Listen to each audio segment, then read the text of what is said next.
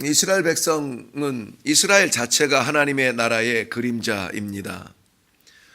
하나님의 그 백성을 대표하는 이스라엘 백성들을 우리가 볼 수 있고요. 이스라엘 백성들을 다스리는 그 왕들은 하나님의 통치를 대변하는 그런 그림자의 역할을 감당했습니다. 오늘은 그의 그 그림자로 이스라엘 백성 위에서 하나님의 뜻을 대신 감당해 나아가고 있는 다윗이 하나님의 나라를 확장해 나아가는 것을 본문이 기록되어 있는 일부입니다.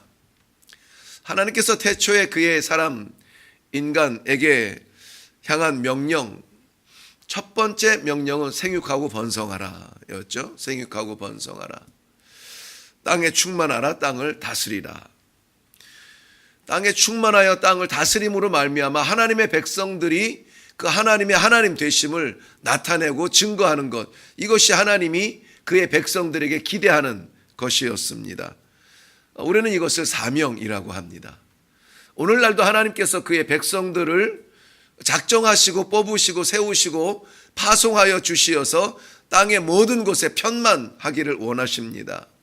그리고 그 땅에 흩어진 백성들을 통하여서 과연 하나님은 살아계시고 과연 하나님은 여호와 하나님 되신다 하는 것을 증거하게 하는 것이 이 시대를 살아가는 하나님의 백성들의 사명인 것입니다.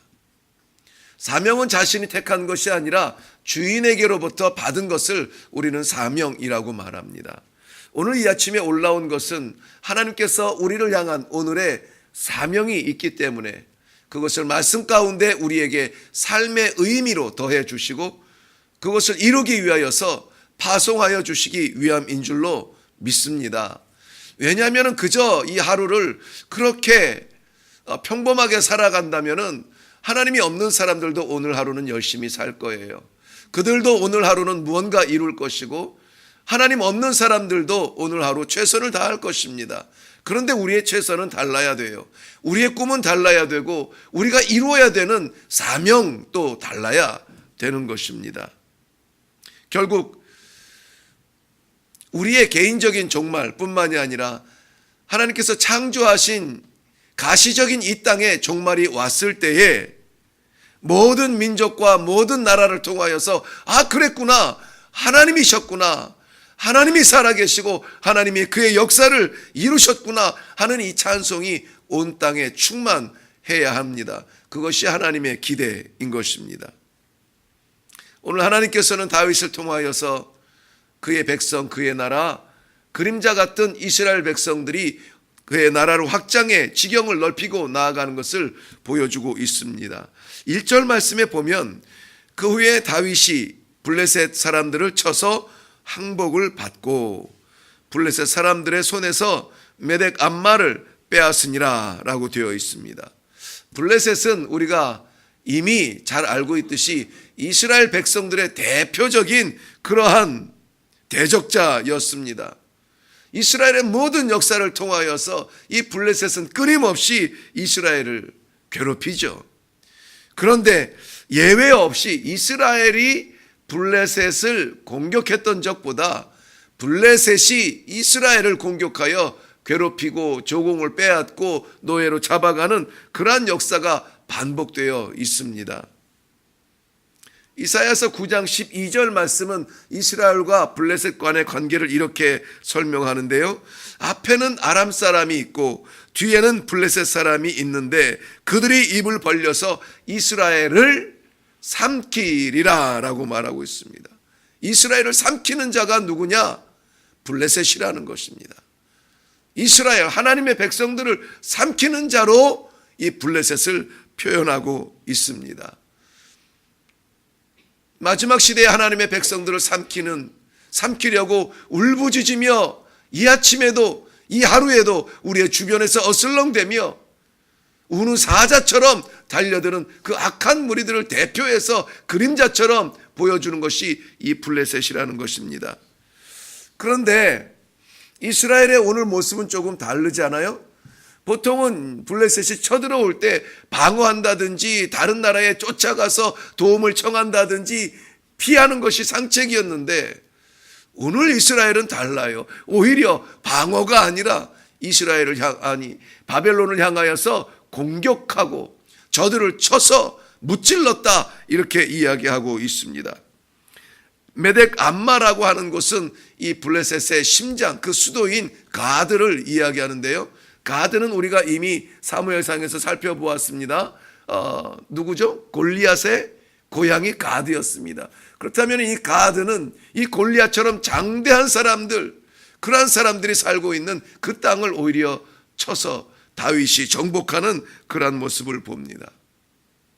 에스겔 선지자는 마지막 날에 이렇게 블레셋의 심장을 정복해서 주의 백성들이 그동안에 눌려있던 그 모든 올무를 깨트리고 오히려 하나님의 나라를 세워서 하나님께서 사심과 하나님이 그의 백성들을 지켜주시고 이 종래에는 승리케 하신다는 것을 에스겔 선지자를 통하여서 이미 선포하고 있는 것입니다. 사랑하는 성도 여러분, 오늘 우리가 살아가는 이 하루도 녹록지가 않습니다. 평탄대로가 우리를 기다리지 않을 수도 있습니다.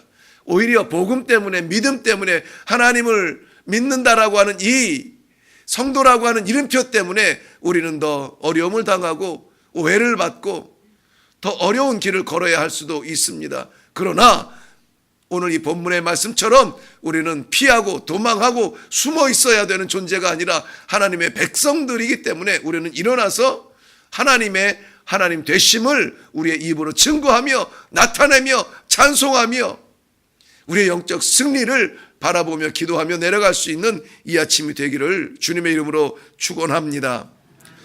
2절 말씀에 보면 다윗이 또 모압을 쳐서 그들로 땅에 엎드리게 하였다라고 말합니다. 하나님은 다윗을 통하여서 예언의 말씀을 이루고 있는데 민수기 24장 17절 말씀에 그 말씀이 오늘 이제 현실이 되고 실제가 되어서 성취되게 하시는 것인데요. 민수기 24장 17절 말씀입니다.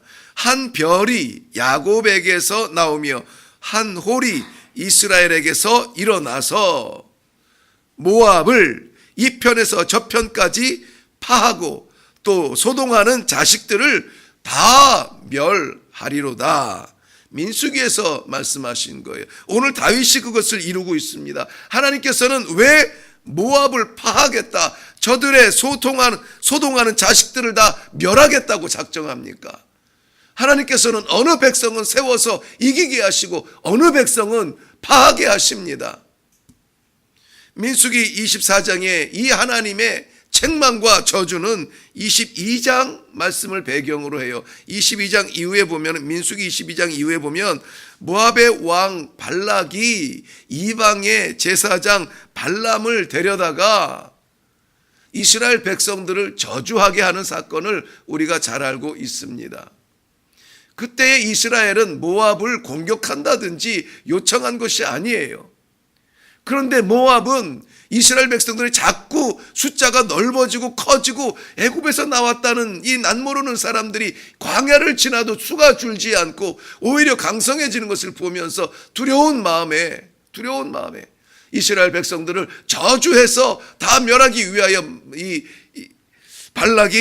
발람을 불러서 저주했던 것입니다. 그런데 이 발람은 하나님을 두려워하여서 저주할 수 없고 하나님이 그 입술에 담은 대로 오히려 자꾸 축복을 하지 않습니까? 하나님의 뜻을 거스를 것이 세상에는 없습니다. 세상에서 이 하나님의 백성들을 거스르려고 시도하는 것은 하나님의 나라가 강성하여질 때 더욱 그렇습니다. 기도할 때 더 시험이 옵니다. 섬기려 할 때 더 어려움이 옵니다. 주의 일에 봉사 좀 하려고 하면 왜 그렇게 일이 많이 생깁니까? 어떤 일도 생겨요. 소식이 끊어졌던 친구들도 연락이 와요. 강성하여지고 있음을 대변하고 있는 겁니다. 더 붙들고 더 말씀 앞에 서며 더 기도해야 될 때입니다. 왜? 우리를 대신해서 싸우는 것이 우리 하나님께서 일어나서 물리쳐 주시고 저주하려 했던 그 입술에 오히려 축복을 담아주시고 이스라엘을 무너뜨리려고 했던 그 발락을 오히려 하나님께서는 남기지 아니하고 쓸어버리겠다, 소동하는 자식들을 다 멸하겠다라고 작정해 주시는 것이기 때문입니다. 우리도 어렴풋한 신앙 가지고는 푸념하는 게 빨라요. 후회하는 게 빠릅니다. 그저 거짓말하고 욕하고 흉보고 저주하는 길이 빠를 수가 있습니다. 그런데 하나님의 사람은 좁은 문을 택하고 좁은 길을 택할 수 있는 그런 담대한 심장을 가졌잖아요. 하나님께서 다 들으신다라고 생각한다면 오늘 우리의 입술의 말은 저주가 아니라 축복이어야 되고, 하나님 앞에서 우리가 나누는 찬송과 기도의 말이라고 한다면 우리는 오늘 욕하기보다는 축복해야 되고, 푸념하기보다는 오히려 소망을 나누어야 되고, 한마디 말을 나눈다 할지라도 우리는 그렇게 쓰임받는 하나님의 백성들 되시기를 바랍니다. 3절 이후에 보면은 다윗을 통하여 하나님의 나라가 점점 확장되고 있는데요, 소바의 왕도 세력을 넓히려고 자신이 일어날 때 도리어 다윗이 쫓아가서 그를 쳤다고 말합니다. 소바의 왕을 치자 그를 도우려고 다메섹의 아람 왕들이 일어나서 다윗을 공격하려고 힘을 합합니다. 그런데 다윗이 오히려 그들을 쳐서 종이 되게 합니다. 서쪽과 남쪽으로는 블레셋을, 동쪽과 동남쪽으로는 모압을, 북쪽으로는 소바와 아람을, 지금 이 공격하고 있는 나라들을 지도에서 보면은 그야말로 동서남북으로 넓어지는 이스라엘 지경을 바라보게 됩니다. 이것은 하나님의 나라가 그렇게 확장될 것이고, 하나님께서 쓰시는 사람들이 그렇게 승리할 것이고, 하나님의 통치는 결국은 온 지경을, 열방을, 땅끝의 모든 민족을 다스릴 것이라고 하는 그림자적인 말씀이 오늘 담겨져 있습니다. 하나님께서는 그 주변에 둘러싼 나라들을 넘어서 우리 곁에, 우리의 손에 만져지는 이웃, 가정과 이웃을 넘어서 우리가 알 수 없는 남모르는 민족까지라도 복음으로 덮기를 원하시고 계십니다. 오늘 우리는 이 복음을 우리 안에만 감추지 말고, 우리 안에만 감싸지 말고 이 복음을 터뜨려서 확장시키고 나아가 하나님의 나라가 넓어지는 그 지경의 끝에 경계선에 서 있는 사람들이 되기를 위해서 기도해야 될 줄로 믿습니다. 하나님의 꿈을 이루어드리고 하나님의 소원을 이루어드리고, 오늘 6절 말씀에 보면은 다윗이 어디로 가든지 여호와께서 이기게 하시느니라. 다윗이 어디로 가든지 여호와께서 이기게 하신다. 이런 건 너무나 부러운 말씀 아니에요? 우리의 일기장에도 그렇게 남았으면 좋지 않겠습니까? 내가 오늘 어디로 가든지 여호와께서 이기게 하셨다. 여호와께서 형통케 하셨다. 여호와께서 치유하셨다. 여호와께서 승리케 하셨다. 이러한 일기를 좀 기록하면 좋을 것 같아요. 오늘 우리의 모든 삶의 지경에 여호와께서 이기게 하는 놀라운 역사가 기록되는 성도들의 삶이 되시기를 주님의 이름으로 축원합니다. 복음을 들고 나아가면, 하나님의 말씀을 들고 나아가면, 하나님의 나라를 위해서 일어나면 이 놀라운 역사는 오늘 우리의 것이 될 것입니다. 기도하겠습니다.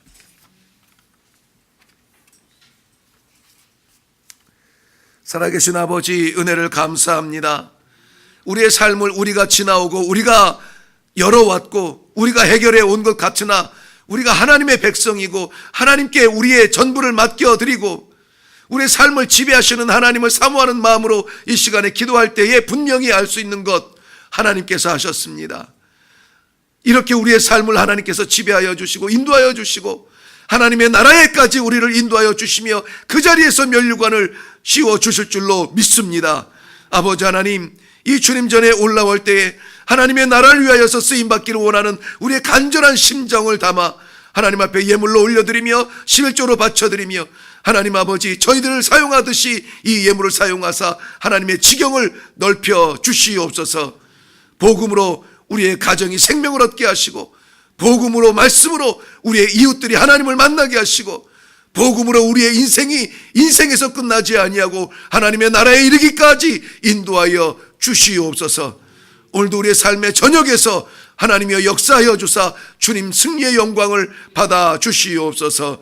감사드리옵고 예수님의 이름으로 기도하옵나이다. 아멘. 아멘. 이 시간에 우리 기도할 때에 다윗이 그 지경을 넓혀서 그동안 괴롭히며 눌러왔던 블레셋이며 모압이며 아람이며 주변의 나라들을 이제는 오히려 적극적으로 일어나 전쟁을 선포하며 나아가는 모습을 통하여서 하나님께서 이기게 하셨다는 이 놀라운 소식을 하나님, 우리도 기록하고 싶습니다.